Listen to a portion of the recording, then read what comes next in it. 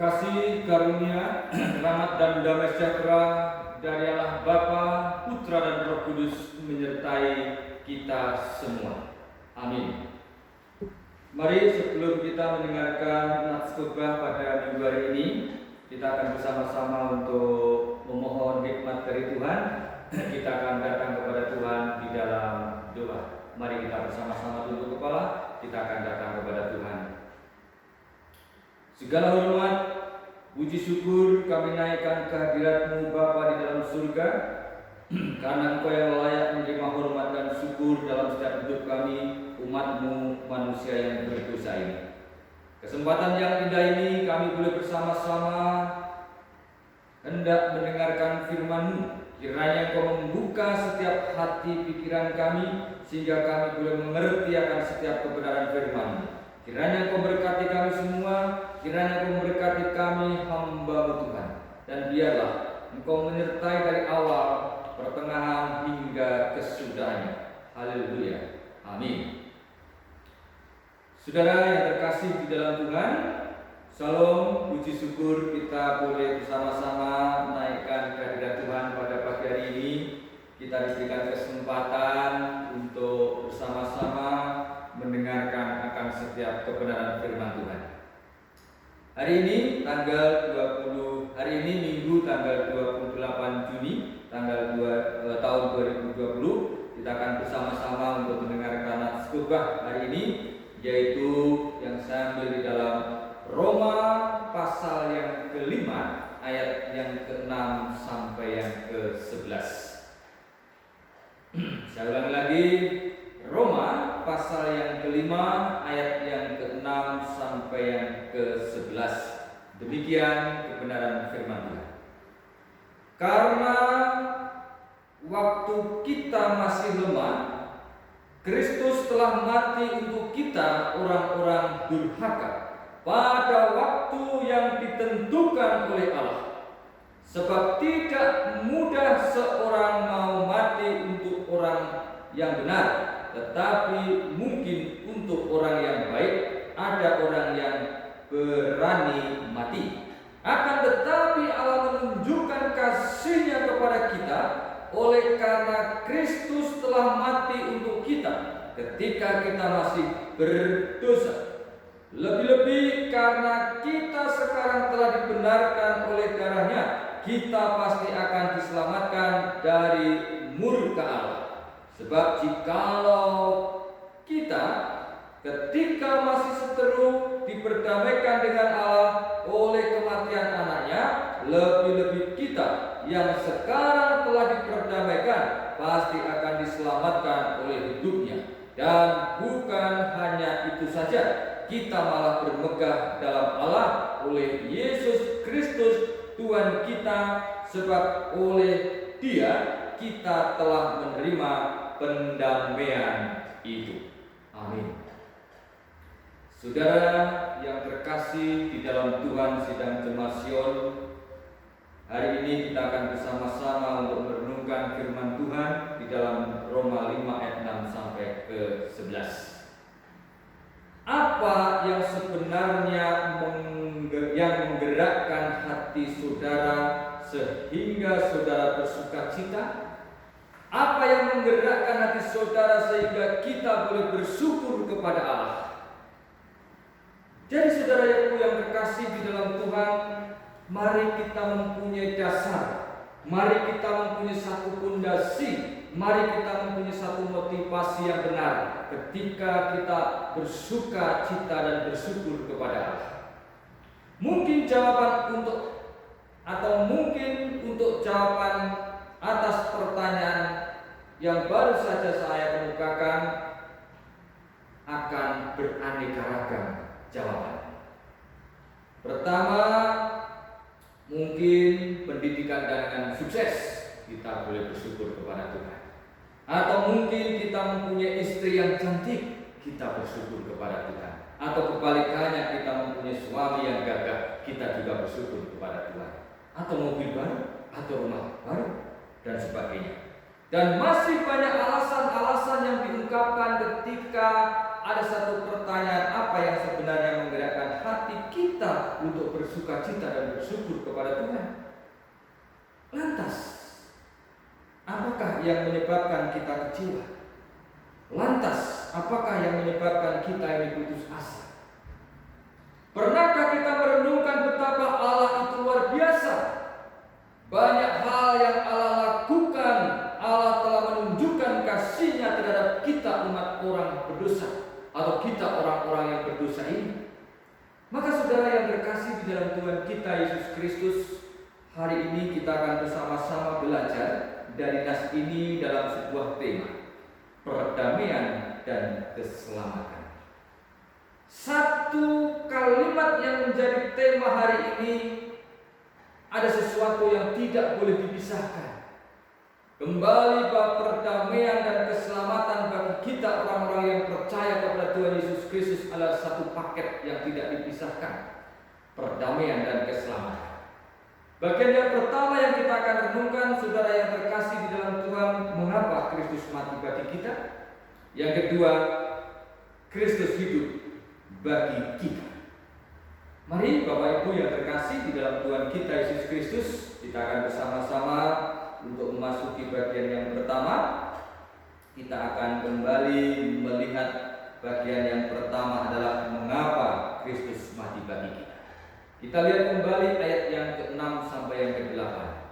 Saudara yang dikasih Tuhan, saudara boleh menyimak apa yang tertulis di dalam ayat 6 sampai yang ke-8.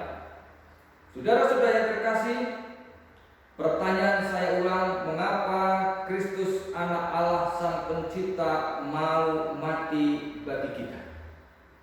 Sering kita tidak menyadari, sering kita tidak memahami mengapa Kristus anak Allah yang sang pencipta mau mati bagi kita. Yang pertama, Kristus mati dengan alasan, oh kita baik? Tidak. Atau sebaliknya, Kristus mati karena kita selalu berbuat baik? Itu kebaikan Tuhan? Tidak. Yang sesungguhnya yang terjadi dalam kehidupan kita adalah kita ini lemah. Kita ini adalah orang-orang yang berdosa. Kita ini sesungguhnya adalah orang-orang yang cacat. Maka yang kedua, Kristus mati karena Ia mengasihi kita. Dosa Adam, dosa Hawa menurun atas kita dan mengalir terus, dan timbullah hati yang senang untuk memberontak, untuk melawan Allah. Itu yang terjadi di dalam kehidupan setiap orang-orang atau manusia saat ini. Hati kita yang berdosa tidak ada hasrat untuk memuliakan Allah. Manusia yang jahat yang ada adalah hasrat untuk apa? Untuk meninggikan diri sendiri. Ego yang terlalu tinggi, egonya sendiri. Demikian pada dasarnya kita manusia yang tidak berkenan kepada Allah. Kasih Allah yang telah dinyatakan melalui Tuhan Yesus Kristus, yaitu melalui penumpahan darah-Nya. Ia mencuci kita sampai bersih segala dosa kita. Ia mengampuni, Ia membenarkan kita. Alasan inilah yang paling berkenan kepada Allah, saudaraku yang dikasihi Tuhan, sehingga kita boleh bersukacita, sehingga kita boleh bersyukur tanpa henti dalam kehidupan kita. Jadi bagian yang pertama ini, mari kita bersama-sama menjadi orang Kristen yang terpanggil secara khusus, yang terpanggil secara istimewa. Ada satu alasan yang mendasar mengapa kita ini boleh senantiasa bersyukur, bersukacita di hadapan Allah. Karena Kristus yang berdiri dalam kehidupan kita, karena Kristus telah mati di dalam kehidupan kita untuk menebus setiap dosa-dosa kita. Bagian yang kedua, saudara yang dikasih Tuhan, ayat 9 sampai yang ke-11, yaitu Kristus hidup bagi kita. Ajaran mengenai dibenarkan karena iman. Minggu lalu kita bahas, minggu lalu kita renungkan bagaimana Bapak Abraham menjadi bapak orang percaya. Karena apa? Karena iman kepada Tuhan Yesus Kristus. kepada Tuhan. Oleh karena itu bagian yang kedua ini Kristus hidup bagi kita. Ajaran mengenai dibenarkan karena iman sangat berdampak bagi kehidupan seseorang. Yang pertama, bagaimana orang Kristen yang mengerti benar dibenarkan karena iman, ada damai sejahtera dalam hidupnya. Damai sejahtera ini tentu nampak dalam kehidupan setiap hari bagi orang-orang yang percaya kepada Tuhan. Bagian yang kedua, hidup di dalam kasih karunia atau Kristus hidup bagi kita, artinya seseorang akan selalu menunjukkan seseorang itu juga penuh kasih karunia terhadap seseorang. Artinya di sini bagian yang kedua ini kita menyadari kehidupan kita adalah hidup karena kasih karunia. Bagaimana kasih karunia itu pun kita akan tunjukkan kepada orang lain, setiap orang yang bertemu dengan kita, bahwa kita diselamatkan karena iman itu. Maka bagian yang ketiga, saudara yang dikasih Tuhan, hidup yang telah dibenarkan oleh darahnya, seseorang itu akan terhindar dari murka Allah, akan mendapatkan satu berkat, akan mendapatkan satu karunia keselamatan dari Tuhan Yesus Kristus. Saudara-saudara yang terkasih di dalam Tuhan kita Yesus Kristus, Allah telah menunjukkan betapa besar kasih-Nya kepada kita. Karena Kristus mati bagi kita semasa kita hidup tanpa ada satu harapan. Melalui kematian Kristus kita sekarang berbaik dengan Allah. Ada satu hubungan yang baik dengan Allah. Ada satu komunikasi yang indah dan harmonis dengan Allah. Kita pasti diselamatkan oleh Kristus daripada kemurkaan Allah kekal. Itu yang akan kita terima. Dahulu kita bermusuhan dengan Allah. Dahulu kita jauh dari Tuhan. Tetapi Allah menjadikan kita sahabat-sahabat Allah. Kita diselamatkan karena Kristus hidup. Kita bisa bersuka cita karena apa? Yang sudah dilakukan oleh Allah melalui Kristus. Saudara-saudara yang terkasih, kembali ke awal. Alasan kita untuk bersuka cita dan bersyukur karena perdamaian dan keselamatan itu telah menjadi milik kita. Maka kehidupan kita yang sebenarnya adalah sederhana. Mari kita belajar melakukan apa saja yang menjadi tugas tanggung jawab dalam kehidupan kita. Sering saya katakan, setiap umat Tuhan diberikan sebuah talenta dari Tuhan untuk kita lakukan sekecil apapun di dalam gereja ini. Sekecil apapun di dalam setiap tanggung jawab kita menjadi orang Kristen.